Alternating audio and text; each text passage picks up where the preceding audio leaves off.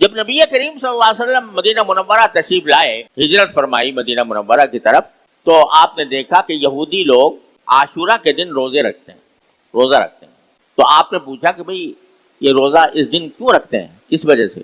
تو یہودیوں نے بتایا کہ آج کا دن وہ دن ہے جس میں حضرت موسیٰ علیہ السلام کو اللہ تعالیٰ نے فرعون سے نجات عطا فرمائی تھی اور فرعون غرق ہوا تھا، لہذا ہم اس لیے روزہ رکھتے ہیں۔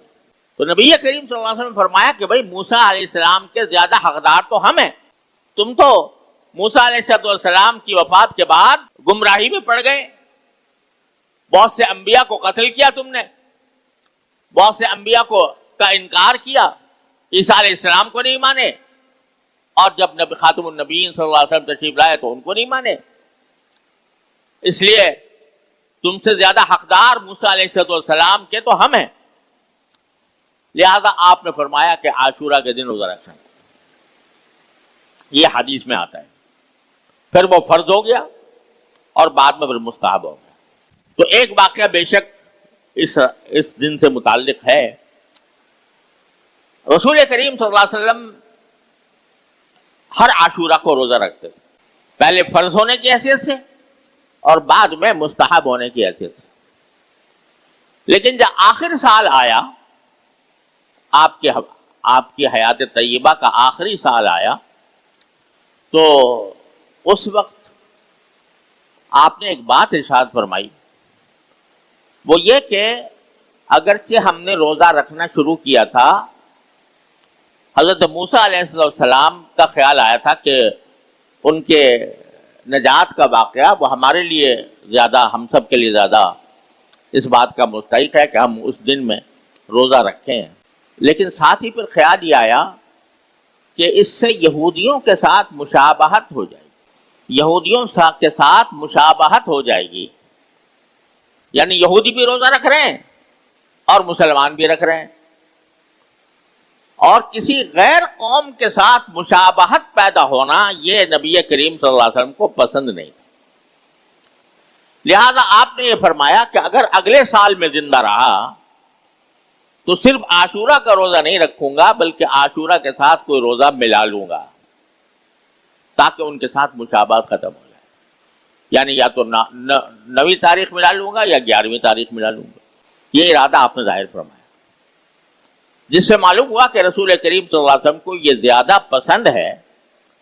کہ آدمی اگر عاشورہ کا روزہ رکھنے کا ارادہ رکھتا ہے تو یا تو 9 تاریخ کا بھی رکھ لے یا 11 تاریخ کا بھی رکھ لے، آپ کو یہ زیادہ پسند ہے۔ اگرچہ خود آپ نے اپنی حیات طیبہ میں اس پر عمل نہیں فرمایا، لیکن یہ فرمایا تھا کہ اگلے سال اگر میں زندہ رہا تو اس طرح کروں گا۔ اس لیے فقہائے امت نے یہ فرمایا کہ عاشورہ کا روزہ اگر اس کے ساتھ آدمی ایک دن اور ملا لے، چاہے ایک دن پہلے چاہے ایک دن بعد، تو یہ رسول کریم صلی اللہ علیہ وسلم کی خواہش کی تکمیل ہو۔ لیکن اب بھی اگر کوئی صرف عاشورہ ہی کا روزہ رکھے تو کوئی گناہ نہیں، لیکن اس میں ایک سبق ہمیں ملتا ہے، سبق یہ ملتا ہے کہ ایک اچھے کام میں بھی کسی غیر مسلم قوم کی مشابہت پسندیدہ چیز نہیں۔ روزہ رکھنا ایک اچھا کام ہے، عبادت ہے، اس میں بھی کسی غیر مسلم قوم جیسا رویہ اختیار کرنا، ان کی مشابہت اختیار کرنا، یہ رسول کریم صلی اللہ علیہ وسلم نے پسند نہیں فرمایا۔ تو جب عبادت میں ان کی مشابہت پسند نہیں تو اور دنیا کے کاموں میں، اپنے لباس میں، اپنی پوشاک میں، اپنی چال ڈھال میں، اپنے طریقوں میں ان کی مشابہت اختیار کرنا کیسے پسند ہو سکتا ہے؟ آدمی غیر مسلم قوموں کا لباس اختیار کرے، وہ داڑھی منڈاتے ہیں تو ہم نے بھی منڈانا شروع کر دی، وہ ایسا لباس پہنتے ہیں ہم نے بھی وہ لباس شروع کر دیا، وہ سالگرہ مناتے ہیں ہم نے بھی سالگرہ منانی شروع کر دی، وہ نیا سال مناتے ہیں ہم نے بھی نیا سال منانا شروع کر دیا۔ تو یہ مشابہت رسول کریم سرورت عالم صلی اللہ علیہ وسلم کو پسند نہیں تھی۔ مسلمان اپنے طور پر خود ایک ملت ہے، ایک امت ہے، ایک دین ہے، اس کے اپنے شعائر ہیں، اس کی اپنی علامتیں ہیں، اس کا اپنا تشخص ہے،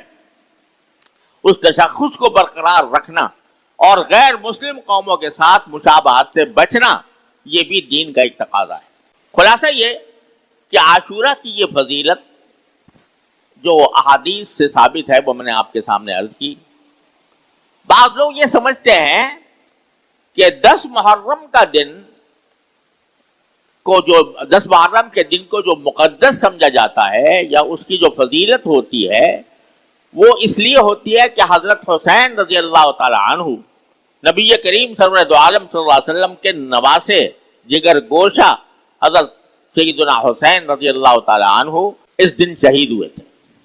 کربلا کا واقعہ پیش آیا تھا اور کربلا میں حضرت حسین رضی اللہ تعالی عنہ شہید ہوئے تھے۔ تو بعض لوگ سمجھتے ہیں کہ محرم کی جو خصوصی علامت ہے یا خصوصی تشخص ہے یا اس کے جو خصوصی فضیلت ہے وہ اس لیے کہ اس دن میں حضرت حسین رضی اللہ تعالیٰ عنہ کو شہید کیا گیا۔ یہ بات صحیح نہیں۔ حضرت حسین کی شہادت کا واقعہ تو بہت بعد میں پیش آیا۔ رسول کریم صلی اللہ علیہ وسلم نے پہلے ہی سے اس دن کی فضیلت بیان کر رکھی تھی۔ ہاں، حضرت حسین رضی اللہ تعالیٰ عنہ کا یہ اعزاز ہے، ان کی یہ فضیلت ہے کہ اللہ تعالیٰ نے ان کو عاشورہ کے دن شہادت کے عظیم منصب پر سرفراز فرمایا۔ اور واقعہ یہ ہے کہ نبی کریم صلی اللہ علیہ وسلم کے نواسے، محبوب نواسے، ان کو ظالموں نے شہید کیا میدان کربلا میں۔ انہوں نے تو اپنی ثقافت کا سامان کر لیا جنہوں نے حضرت حسین رضی اللہ تعالیٰ عنہ کو شہید کیا، لیکن حضرت حسین رضی اللہ تعالیٰ عنہ کی عظمت اور فضیلت کی یہ بات ہے کہ اللہ تعالیٰ نے ان کو شہادت کے مرتبے پر اس دن فائز کیا جو عاشورہ کا دن تھا۔ لہذا یہ عاشورہ کے دن کی فضیلتیں یہ ہیں جو میں نے عرض کر دی۔ بعض لوگوں نے اس میں طرح طرح کی رسمیں بنا رکھی ہیں، مثلا یہ کہ بھئی عاشورہ کے دن کھچڑا ضرور پکے گا، اگر کھچڑا نہ بنا تو عاشورہ ہی نہ ہوا۔ یہ فضول کی رسمیں، اس کا کوئی تعلق دین سے، اسلام سے نہیں ہے۔ اور اس سے زیادہ بری رسم یہ ہے کہ اس دن کو، عاشورہ کے مقدس دن کو، ماتم اور حضرت حسین رضی اللہ تعالیٰ عنہ کی شہادت کے اوپر غم کے اظہار کا ذریعہ بنائیں۔ اس کے لیے تعزیے نکالتے ہیں، اس کے لیے علم نکالتے ہیں، اس کے لیے ماتم ہوتا ہے،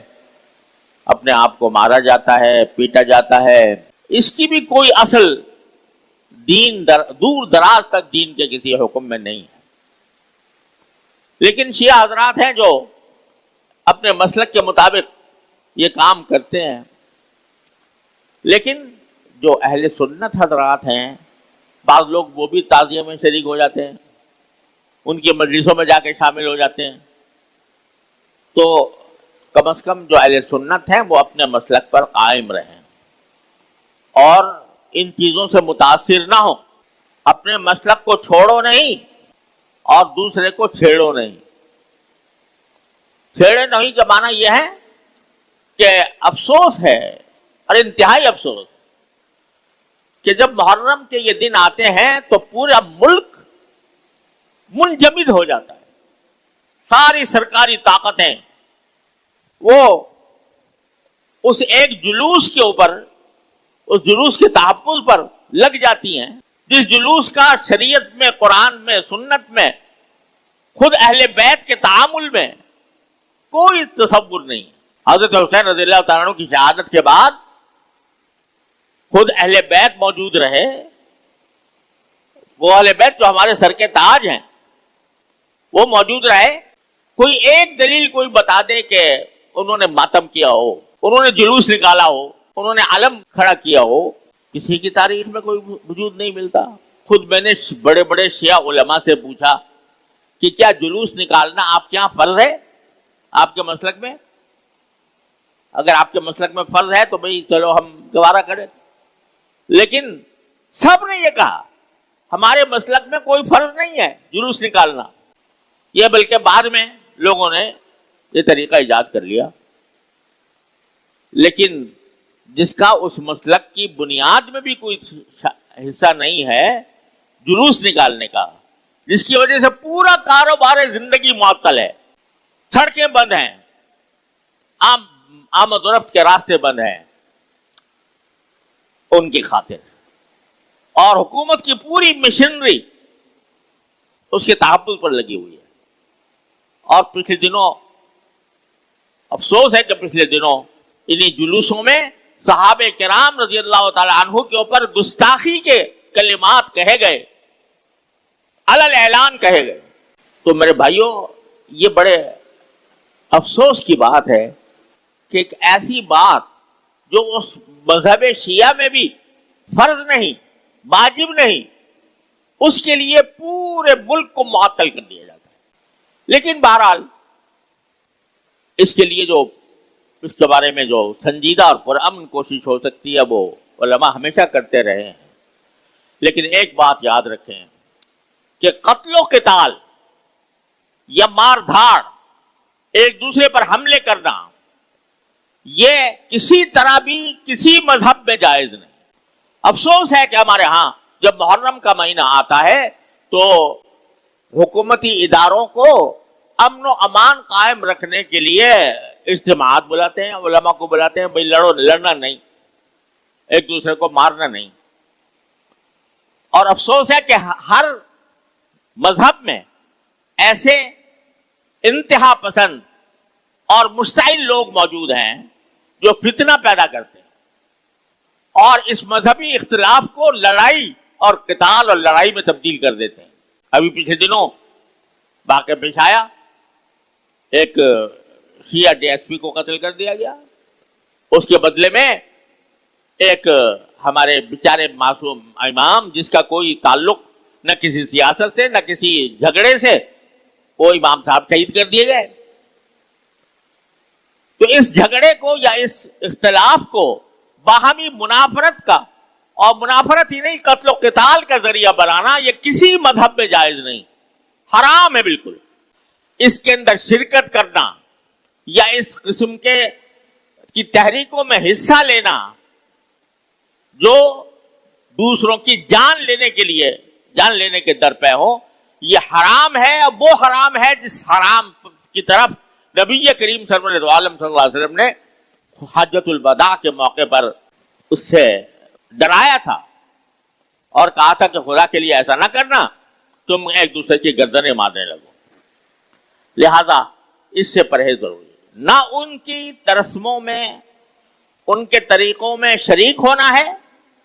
کیونکہ وہ جانے ان کا اللہ جانے، اور نہ لڑائی کا یا قتل و قتال کا یا ایک دوسرے کی جان لینے کا کوئی عمل یہ کسی مومن کے لیے مناسب، حرام ہے، بالکل جائز نہیں۔ اللہ تعالی ہمیں عاشورہ کی برکات سے سرفراز فرمائے اور اپنے دین کے مطابق عمل کرنے کی توفیق عطا فرمائے اور ہر طرح کے شر اور فتنے سے ہماری حفاظت فرمائے۔ وآخر دعوانا الحمدللہ رب العالمین۔